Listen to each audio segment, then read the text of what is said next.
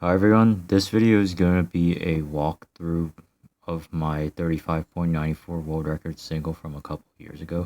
I'm going to be doing a couple of these reconstruction videos over the next month or so, but I'm going to get into the details of that at the end of this video. Right now I just want to get into the solve. So for this scramble, these two have the same are just the same mega, but I'm going to use this one for some alternative options at different parts of the solve. So here's the main cube, and we start with the star. So here, this star was pretty simple. You have blue and a red that goes next to it on the same face. Same here with purple and yellow, and the greens in the back. There's also a corner there's also a corner solve for this purple and yellow, which is good. It's not on 3x3. It would usually lead to like an X cross kind of thing, but I'm not really that good at X crosses. Wasn't good then, and not really good at it now. But on Mega, having a solve corner is a very easy F2L case, and I'll get into it more after I do the star. So since these two pair off with each other well, and these two pair off with each other well, I just have to figure out when I'm gonna insert this green, like which pair I'm gonna insert it with.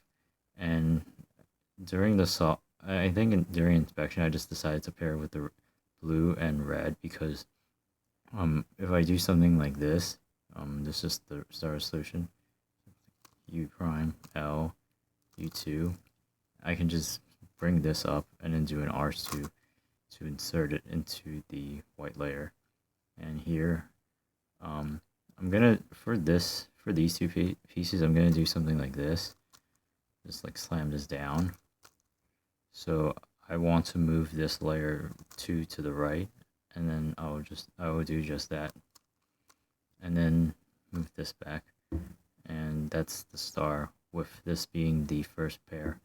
One thing I didn't really see in the solve was this green purple setup. The way you can turn this into a pair is pretty simple. Just do R prime U R, and you have this pair here. And to preserve it while doing the rest of the star pieces, I can do something like a U prime. That way it won't really be moved, that won't really be affected at all.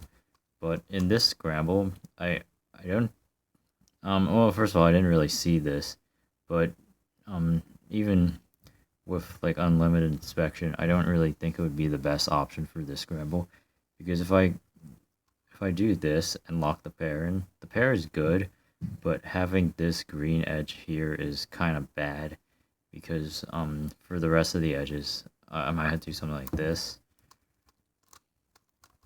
to solve those two, or and do something similar for the purple and yellow, or I could do something like this,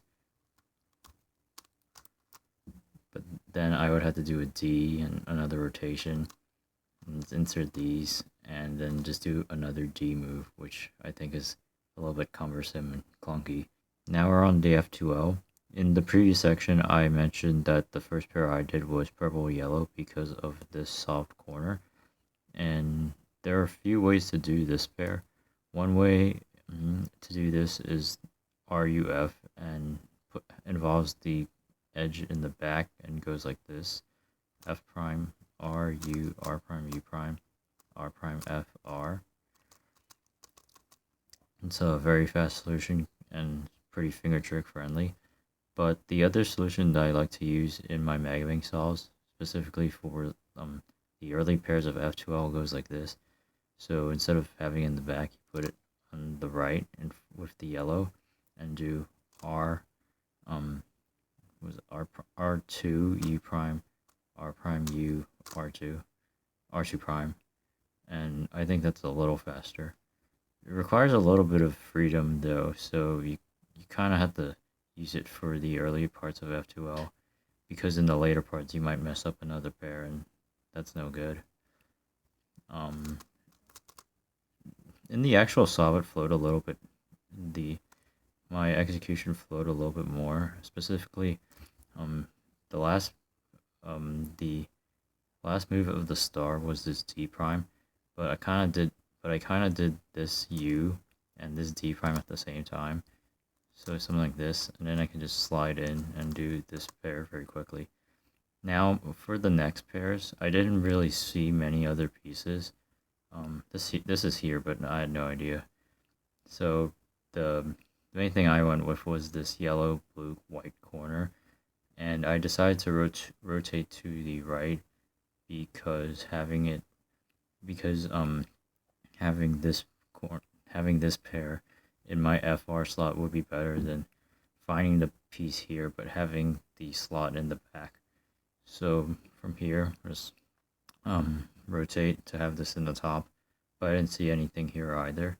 So I rotate again, and here I see the yellow blue, and I see a lot of other stuff. I see blue red and red green.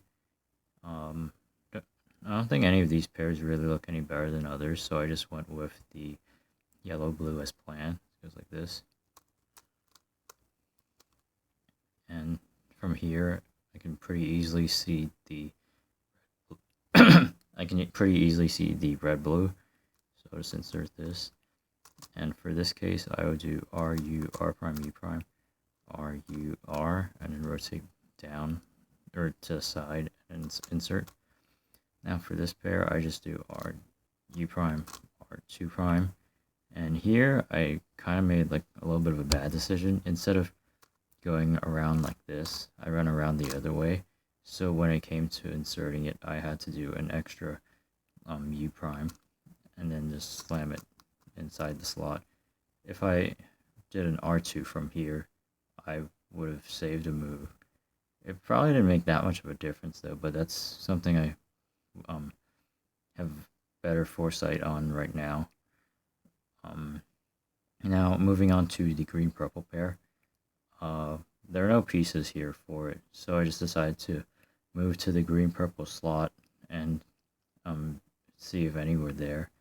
And here I have this corner and this edge, so I'm just gonna go. This is a pretty standard F2L case. It goes like this, and then I will insert it from the back. Here I also see a bunch of S2L pieces. We have cream here and blue here. This, just the pink edge with the blue corner and the cream edge here. So after I insert this pair, I'm just going to go to a quick transition to insert this cream edge. It goes like this. For this last F2L pair, I could have done this a few different ways. This first way is very similar to the actual solution that I used, but it's a little smoother. So instead of forming the pair here and inserting, I can just rotate. So I can just rotate it so the green purple is in the back already, and then I can just do the back insertion for this, and then do the same insertion for the cream edge, and have this, and just insert this later as normal. The solution is a tiny bit faster, but it requires a little bit of foresight, which I didn't have at that point. I didn't have during the solve. So another solution I could have done is instead of rotating it so the green purple slot is in FR, I could have done it with it in the. I could have had the slot in the bottom and done something like this. And then I would just insert this edge, and then just, I guess, look around and then see that this edge is here. Now we're on S2L. The F2L ended with this cream edge insertion, and while I was inserting the green purple pair, I also saw this block, which serves as my next edge. So after inserting this and this, I just looped this over and just inserted this as normal. I also saw that this would give me a solved pink and blue pair, which was kind of lucky. I don't really remember if I saw that, but I think I may have caught a glance or something during one of the other red pairs. So even if I didn't really have had even if I didn't really have the best look, I didn't really waste any time to check if it was solved. Like, I think I just kind of inferred or something. But anyways, just gonna insert this with FR. And here I got pretty lucky again because the pink cream pair can only be formed with 2 moves. It's like this. I'll just insert that. And at the start of S2L, at the end of F2L, I saw that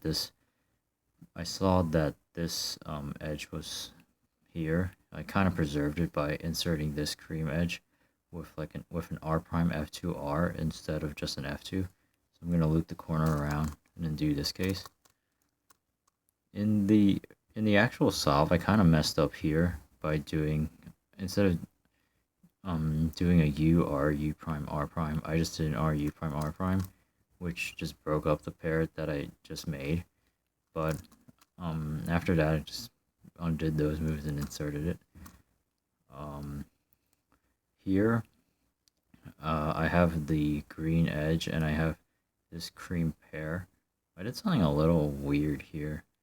One like this, so it's R2, U2 prime, R2 prime to form the pair, and then I did something like this to insert the pair.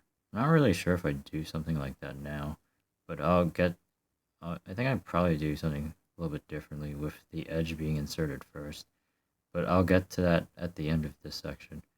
So moving on to this blue purple pair, I saw blue edge in the back, and I didn't really see anything here, so I just check for some pieces either here or here, and again I got pretty lucky. So the whole pair's formed, and all I have to do is just loop it around. So just do a U2 to put it in front of me. Here I did an R2 instead of an R. I did an R2 prime instead of an R2, and as a result, I had to do another R move, which is a little inefficient. Again, this is a pretty small issue, but it's definitely something that's a definite mistake. And now for this S2L block, I have to find the orange purple edge, which is right here, and then I will just insert it like this. This part of the solve is a little weird, because while reconstructing it, I saw I did a U and an R. For some reason, it doesn't really do anything for the pairs. Because if I wanted to do this pair, I wouldn't really have to actually do that R. I wouldn't have to do the R move. I would have to do the U move, of course, but I wouldn't have to do the R move. So that extra R doesn't really do much. But when I watched the solve, it all flowed pretty smoothly, so I don't think it really caused too much of an issue. It was just a little weird looking at it when reconstructing. But anyways, here's the U, here's the R, and as I said, I went to do this orange yellow pair. It's like this, and then do like a wide insert. I think this is another R2, but this is another R2 plus. This is another R2 prime and R prime making an R3 prime, but here, this case is a little bit different. I guess it just kind of flows better, so maybe this one wasn't so bad. But anyways, we're just going to insert this. Here is the corner for the next pair, and here is the edge. I only saw like 2 blue edges, one's here, and this isn't it because there's gray in the front. So I just check in the back, I see this. And for this pair, I just loop this around so I can do a U prime, pair it up, and then insert it like this. Going back to this cream blue solution, there are a few other solutions that I have in mind. The first one is edge first and goes like this.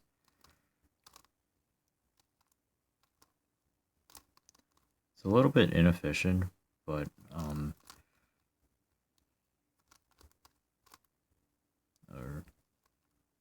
yeah, something like this.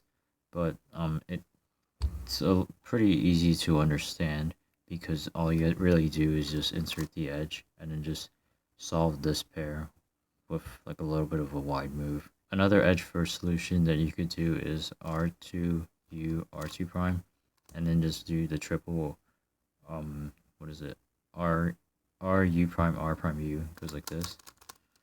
The last solution that I wanted to show was a pair first solution. It starts off the same way as the actual solve, so just R2 prime, no, R2 U2 prime R2 prime, but instead of inserting the edge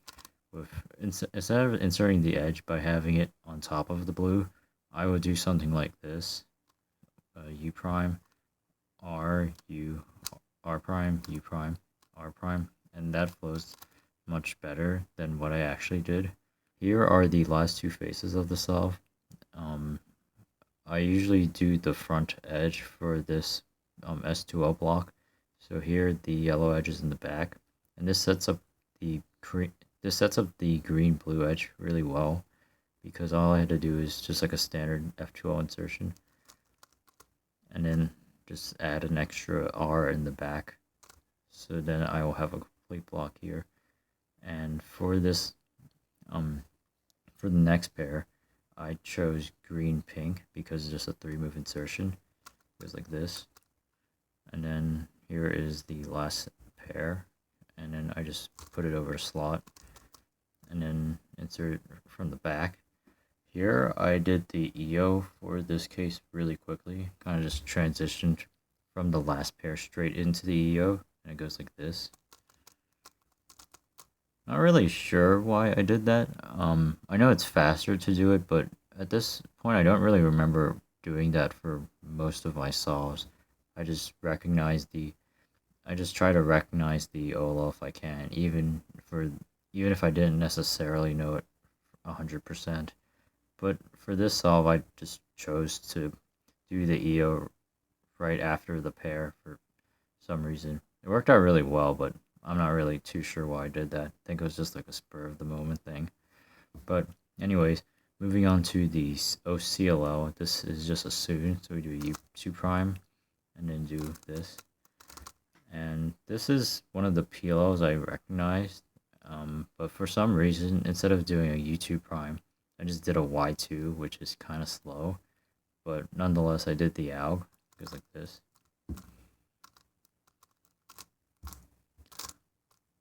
And that's the end of the solve. It's kind of good that the rotation kind of worked well since there was no AUF, but still, the Y2 rotation is not really something I want in a solve. Overall, this solve is a lot more inefficient compared to my solves today.